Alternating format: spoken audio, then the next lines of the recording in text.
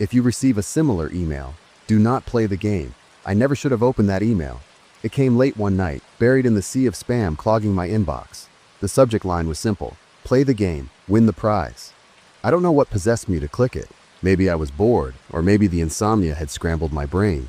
Either way, I clicked. The email had no text, just a link. Against every ounce of common sense, I hovered over it, hesitating only a second before clicking. My browser opened to a black screen with a single line of text. Welcome to the game. Will you play? Yes/no. I stared at it, my fingers hovering over the keyboard. It had to be a prank or some kind of viral marketing stunt. I typed yes and hit enter. The screen flickered and new text appeared. The rules are simple. Do what we ask. No questions, no quitting. Win, and you'll receive a reward beyond your wildest dreams. Lose and, well, you won't. A countdown started in the corner of the screen. 30 seconds. Underneath, a new message appeared. Level 1. Knock on your neighbor's door. I laughed. Was this it? A weird scavenger hunt? My neighbor, Mrs. Klein, was a sweet old lady who baked cookies for the whole block. I figured I'd humor the game and give her a laugh. I grabbed my phone and walked next door. The house was dark, but I knocked lightly anyway. No answer. I tried again, harder this time. Still nothing. As I turned to leave, my phone buzzed. We didn't say lightly. Knock harder. I froze, staring at the screen. How did they know? Heart pounding, I raised my fist and pounded on the door.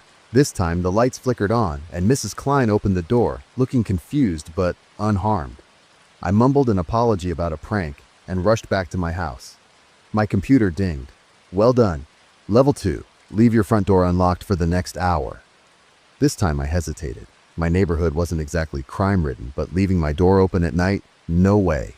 I hovered over the browser's close button, but the screen glitched and froze. My phone buzzed again. No quitting! Against my better judgment, I unlocked the door. Then I sat on the couch, staring at it for what felt like forever. Nothing happened. No shadows moved across the porch, no footsteps crept up the stairs. Just silence. When the hour was up, my computer dinged again. Good! Level 3. Look under your bed. A chill ran down my spine. I hadn't looked under my bed in years, not since I was a kid and convinced monsters lived there. It was ridiculous, I told myself. Still, I couldn't shake the uneasy feeling creeping up my neck. I grabbed a flashlight and knelt on the floor, shining it into the darkness under my bed. At first, I saw nothing but a few stray socks and some dust. Then something moved. It was quick, just a flash of pale skin and fingers too long to be human. I jerked back, heart pounding, but when I looked again, it was gone. My computer dinged. Did you see it? Level 4. Invited out. I slammed my laptop shut, my breath coming in short, ragged gasps. Whatever this game was, it wasn't a joke, but it wasn't over. My phone buzzed again. This time, it wasn't a message. It was a video. The shaky footage showed my bedroom, filmed from the corner near the ceiling. The camera zoomed in on the bed, and slowly, something crawled out from underneath it. The thing was impossibly thin, its limbs bending in ways they shouldn't. Its face was a blank, pale expanse with no eyes, no mouth, nothing but smooth, featureless skin. It tilted its head toward the camera, as if it knew I was watching. The video ended. A new message appeared on my phone. Level 5, it's inside now. Hide.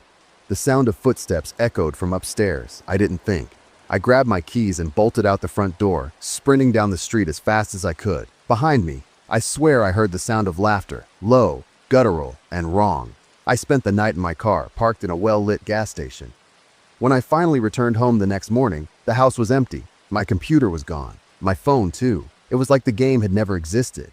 But I know it did, because sometimes, late at night, I hear those footsteps again, and I wonder if I ever really stopped playing. Fire in the dark. I took the job at the fire lookout station because I needed the solitude. The quiet isolation of the woods promised a reprieve from the chaos of the outside world. It was supposed to be just me and my coworker, Brad, alternating shifts while watching for signs of wildfires. The forest was a cathedral of endless green, and the station, perched atop its tower, felt like a sanctuary. But now, as I write this, I wonder if solitude was what the woods had planned for me all along. The first 3 weeks were uneventful. Brad and I barely spoke beyond exchanging pleasantries during shift changes. He was the seasoned veteran. I was the newbie. His confidence in the job bordered on arrogance, but I didn't mind. I liked the silence. One night, during his shift, I woke to the sound of the door slamming. When I stepped out of my bunk, Brad was already gone. His radio sat on the desk, the red light blinking softly. That wasn't like him. Protocol was to keep it on at all times. I tried calling for him, but only static replied. The hours dragged. Morning came and went, but Brad didn't return. By evening, I climbed down the tower to look for him, even though every instinct screamed against it. The woods felt wrong. The birdsong was absent.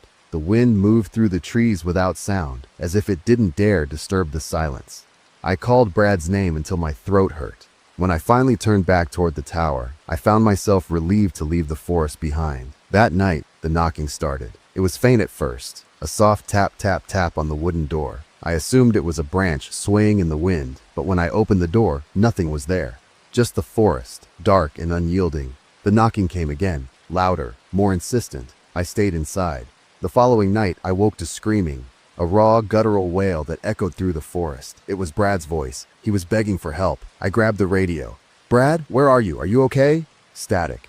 Then his voice again, faint and wet, as though he was speaking through a mouthful of blood. "Help me! Please!" I froze. His voice wasn't coming from the radio. It was outside, just below the tower. I looked out the window. The forest was empty, bathed in the cold silver of the moonlight. Then I saw it. Shadows moving between the trees, unnaturally fast, darting from trunk to trunk. One of them stopped at the edge of the clearing. It was tall and humanoid, but wrong. Its limbs were too long, its head cocked at an impossible angle. It seemed to watch me, its form quivering like heat waves on a summer road. I turned off the lights and didn't move until dawn. The following day I woke to find the forest ablaze. Flames roared through the treetops, orange and yellow, licking the sky. Smoke rose in a thick column, blotting out the sun.